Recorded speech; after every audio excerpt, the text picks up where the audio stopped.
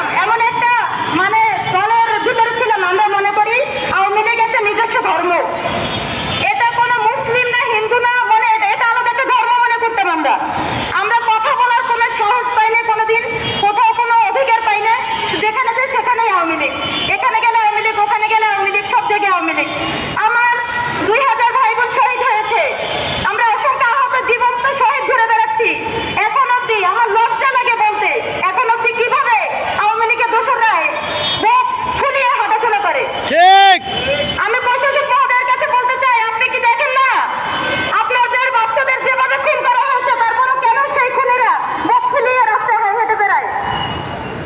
আপনি একজন আমাদের দায়িত্বশীল এবং আমাদের অভিভাবক হিসেবে আমি প্রশাসক মহোদয়ের কাছে বলবো যে আপনাদের বাচ্চাদের খুনিদের, আমার দেশের জনগণের খুনিদেরকে আপনি পুনর্বাসন করতে দিবেন না।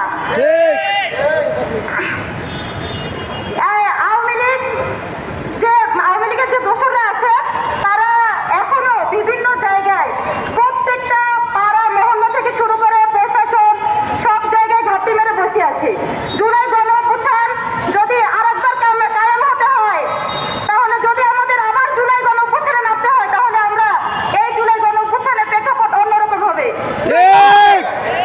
সেই 24-এর গণঅভ্যুত্থানের চেয়ে 2025-এ যদি গণঅভ্যুত্থান করতে হয়, তাহলে অনেক ভয়ঙ্কর রূপ ধারণ করবে এই গণঅভ্যুত্থান।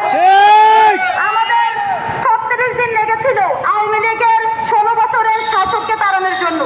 আমাদের 36 মিনিট সময় লাগবে না এখন যে ছেলেপেলে আছে তাদেরকে তাড়ানোর জন্য।